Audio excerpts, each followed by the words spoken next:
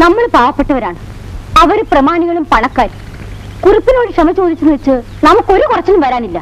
പിന്നെ നിനക്ക് പോകാൻ മടിയാണെങ്കിൽ ഞാൻ പോകാം. എനിക്ക് ആണും പെണ്ണുമായിട്ട് നീ ഒരുത്തനേ ഉള്ളൂ. അമ്മയ്ക്ക് വേറെ ജോലിയൊന്നുമില്ലേ? ഇവിടെ ആരും ആരോടും ക്ഷമയൊന്നും ചോദിക്കാൻ പോകുന്നില്ല. നീ പാടാ. ഉണ്ണി, എടാ സുഹിതരാ, എന്തൊക്കെയാ സംഭവിക്കാൻ പോകുന്നത്?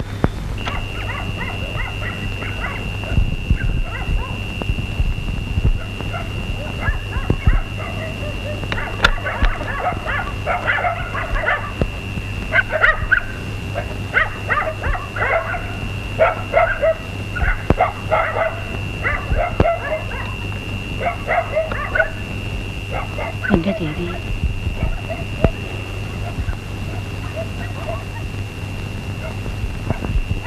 തുറക്കടി വാതിൽ. എടീ വാതിൽ തുറക്കാൻ. തുറക്കടി വാതിൽ. ഡേയ് വാതിൽ തുറക്കാൻ. തുറക്കടി വാതിൽ. എടീ വാതിൽ തുറക്കാൻ. എടീ ശാരദേ. എന്റെ മോനെ, നീ പുറത്തു പോയിരുന്നു. അമ്മ വിടമേ. എന്റെ പൊന്നു മോനെ, ഞാൻ പറഞ്ഞത് കേക്ക്. ഞാൻ ചെന്ന് കുറുപ്പിനോട് ക്ഷമ ചോദിക്കാം. അമ്മ വിടമേ, ഞാൻ പോയിട്ട് വരാം. ഞാൻ പറഞ്ഞു അനുസരിക്കും. ഇരിക്കവിടെ. വലിയ വീട്ടിലെ വലിയ കുറുപ്പിന്റെ മോളുടെ പുറകെ നടക്കാൻ വേണ്ടി വളർന്നു അവൻ. രണ്ടക്ഷരം പഠിച്ചതിന് അഹങ്കാരമാ. ഇറങ്ങി വേണം അവിടെ. അത് ഞാൻ ബീഡി ഞാൻ കത്തിക്കും. അയ്യോ, എന്റെ മോനൊന്നും ചെയ്യല്ലേ. നിൽക്കടി അവിടെ.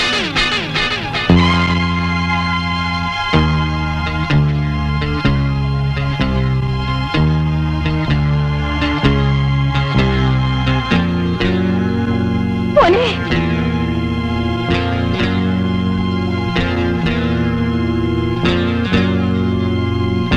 അടിയടാവനെ.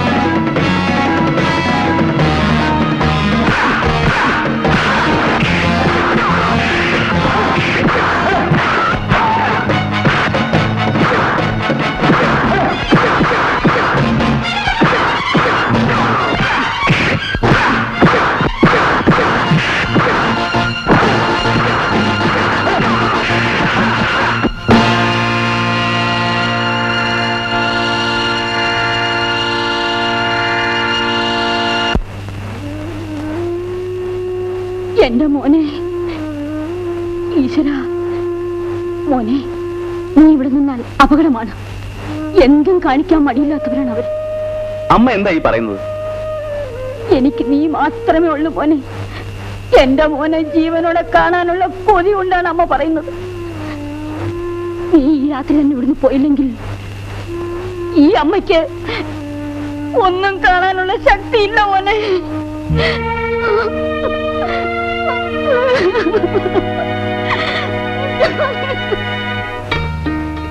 നീ ഇങ്ങനെ ഒരു ഭീരുവിനെ പോലെ ആയാലോ? എലിയെ പഠിച്ച ആരെങ്കിലും ഇല്ലെന്ന് ചൊല്ലുമോ? നീ എങ്ങും പോണ്ട, വരുന്നിടത്ത് വെച്ച് നേരിടാം.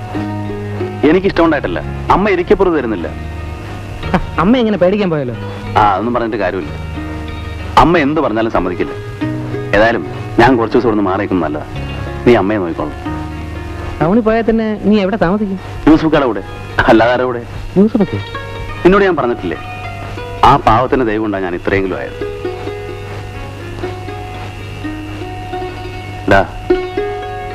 എന്റെ അമ്മ കഴിഞ്ഞ പിന്നെ നീയും ടൗണിൽ യൂസുഫായി മാത്രമേ എന്നെ ശരിക്കും മനസ്സിലാക്കിയിട്ടുള്ളൂ. ഞാൻ പോട്ടെ.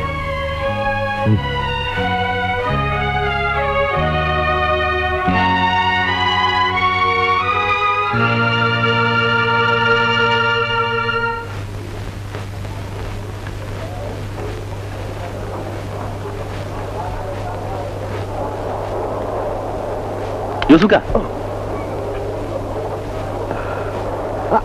അല്ല ഇതാരും ഉണ്ണി മോനോ? മോനെ എപ്പോ വന്നു? ഞാൻ ഈ വണ്ടിക്ക് വന്നു. ഈ ഒരു കത്ത് പോലും അയക്കാണ്ടിട്ടാ പെട്ടെന്ന് വന്ന്? വെറുതെ വന്നത്. അത് വിട്, എന്തെങ്കിലും വിശേഷം കാണും. ഞാൻ സാധാരണ 3 രൂപ കൊടുക്കാറുള്ളൂ. ഈ ഒരു സൂട്ട്കേസും പാക്കറ്റും എടുത്തു വെച്ചാൽ 5 രൂപ. പിന്നെ അല്ല, ഇതാരും മല്ലേ കുഞ്ഞു? എന്ത് പറ്റി? എന്താണ്ടാ? ഒന്നുമില്ല. ഈ സൂട്ട്കേസും പാക്കറ്റും എടുത്തു വെച്ചതിന് 5 രൂപ കൊടുക്കണമെന്ന്. 5 രൂപയോ? എന്താണ്ടാ പിടിച്ചു പറയാണോ? നമുക്ക് മര്യാദക്കുള്ള കൂലി വാങ്ങിട്ട് പോ. മോൾക്ക് 3 രൂപ കൊടുക്കും. ഞാൻ നേരത്തെ 3 രൂപ കൊടുത്താണിക്കാ. കൊടുത്തോ? അത് മതി, പോ. പിന്നെ മോൾ എവിടെ പോയിരുന്നു? ഞാൻ ആന്റിയുടെ വീട് വരെ പോയിരുന്നു. ഏത്? കൊച്ചാപ്പന്റെ മകൾ ആന്റിയാ? അല്ല, അമ്മയുടെ വീട് വരെ. ഞമ്മക്ക് എങ്ങനെ ഭാഷ പിടിയില്ല മോളെ. കാറ് വന്നില്ലേ? വിളിച്ചു പറഞ്ഞിരുന്നു, എത്തിയില്ല. ഉണ്ണിയെ ബാ. നമ്മൾ എന്നോട് എപ്പോഴും പറയാറില്ലേ മേനു സാറിനെ പറ്റി, റിട്ടയർഡ് കളക്ടർ, അദ്ദേഹത്തിന്റെ മോളാ. മോളെ, ഞമ്മന്റെ എല്ലാമാണ് ഈ പഹയം കേട്ട. കാറ് വന്നില്ല. വരട്ടെ. അച്ഛനിക്ക് സ്വന്തം തന്നെയല്ലേ മോളെ? അതെ. പിന്നെ എന്തുണ്ട് വിശേഷങ്ങള്? പറ. എന്നാ ഞമ്മക്ക് ആദ്യം ഒരു ചായ കുടിക്കാം. അപ്പോ കാര്യം അവിടം വരെ എത്തിയ ഈ വിലീസുകള് അമ്മേനെ ഉപദ്രവിക്കും. ഏയ്, അവർക്ക് വൈരാഗ്യം മുഴുവൻ എന്നോടാ. ഒരു 5-6 കുറ്റി പുട്ടും കുറച്ച് കടലയും പൊതിഞ്ഞെടുക്ക്. ഇതാർക്കാ? ലോഡ്ജിൽ 5-6 അപ്പൊ അഹേമാർക്ക, അല്ലെങ്കിൽ അർദ്ധ പട്ടിണിക്കാര്, പോരെങ്കിലും മാസാവസാനം. എല്ലാം വലിയ അഭിമാനിയല്ലേ? ഒന്നുമില്ലെങ്കിലും മുണ്ടും മരിച്ച് മുറുക്കി കൊടുത്തു നടക്കും. യൂസുഫുക്കാരുടെ സ്വഭാവം ഒന്നും ഇതുവരെ മാറിയിട്ടില്ല. അതെങ്ങനെയാണ് മോനെ? രാത്രിയും പകലും മാറുന്നത് പോലെ മനുഷ്യന് മാറാൻ പറ്റുമോ? അല്ല. പോവാ. ഇതാരും കൃഷ്ണനുണ്ണിയോ? എപ്പത്തി? ഇപ്പൊ വന്നേ ഉള്ളൂ. എന്തൊക്കെയുണ്ട് നാട്ടിൽ വിശേഷങ്ങൾ? നല്ല വിശേഷം. ക്ലാസ് ഉണ്ടല്ലേ? കൺഗ്രാറ്റുലേഷൻസ്. താങ്ക്സ്. ആട്ടെ, ജോലി വലുതായോ? ഒന്നും ആയിട്ടില്ല. ഇതെടുത്ത് തിന്നോളി, ഭർത്താനൊക്കെ പിന്നെ മതി. അല്ല, മെയിൽ വരാറായി, നമ്മൾ പോണം. ഞാനൊന്ന് കുളിക്കട്ടെ. ബാത്റൂമിൽ നാരായണ പട്ടുണ്ട്. മറ്റേ മണിക്കൂർ വന്നാലും കുളിക്കാൻ കയറിയിട്ട് നീ അവിടെ എന്തെടുക്ക? ഓ, അവിടെ നിന്ന് കണക്കെഴുത്തായിരിക്കും. സാമാൻ കൊടുക്കല്ലേ കേട്ടോ. ആ ഉമ്മ കുളിച്ചപ്പോൾ താൻ മതൽ പൊക്കി നോക്കില്ലേ? നിങ്ങൾ മതൽ പൊക്കി നോക്കില്ലേ? ധാരാളം കൃഷ്ണനുണ്ണിയോ, തനിക്ക് ഫസ്റ്റ് ക്ലാസ് കിട്ടി. തിരുമൽ ദേവ, എനിക്ക് ഒരു കണ്ണാടി ക്ലാസ് കിട്ടിയാൽ മതിയായിരുന്നു. തനിക്ക് എന്റെ കൺഗ്രാജുലേഷൻ. ഞാൻ ഇപ്പൊ കുളിച്ചിട്ട് പറയാം കേട്ടോ. തനിക്ക് ഞാൻ വെച്ചോണ്ട് കേട്ടോ. യൂസുഫ, ഞാൻ നിങ്ങളെ പരിചയപ്പെട്ടിട്ട് 5-6 കൊല്ലമായി. അന്ന് മുതൽ എത്ര താല്പര്യത്തോടെയാണ് നിങ്ങൾ എന്നോട് പെരുമാറുന്നത്. എന്താണ് അതിന്റെ കാരണമെന്ന് എനിക്കിതുവരെ മനസ്സിലായിട്ടില്ല.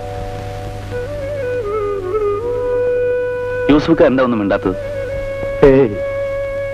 ഒന്നുമില്ല മോനെ. അല്ല, എന്തോ ഉണ്ട്. എന്തോ യൂസുഫ എന്നിൽ നിന്ന് മറച്ചു വെക്കുന്നു. എന്താ യൂസുഫ? ഒളിച്ചു വെക്കാൻ മാത്രമുള്ള രഹസ്യമൊന്നും അതിലില്ല. പിന്നെ നമ്മളെ വിഷമം വേറൊരാൾ അറിയുന്നുണ്ട്.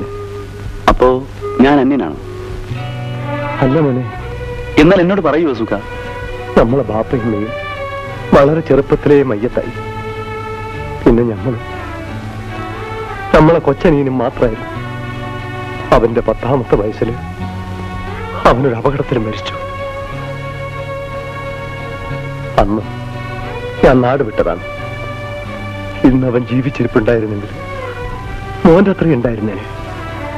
അവനെ പഠിപ്പിച്ച് വലിയ നിലയിലാക്കണമെന്ന് നമുക്ക് പെരുത്ത മോഹം ഉണ്ടായിരുന്നു. ഇപ്പോ നമുക്ക് സന്തോഷമായി.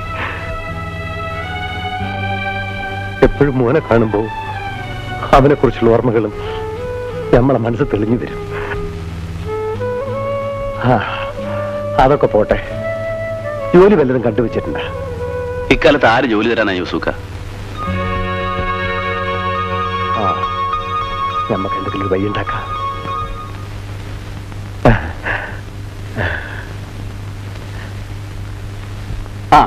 യൂസഫോ, ഇരിക്കെ.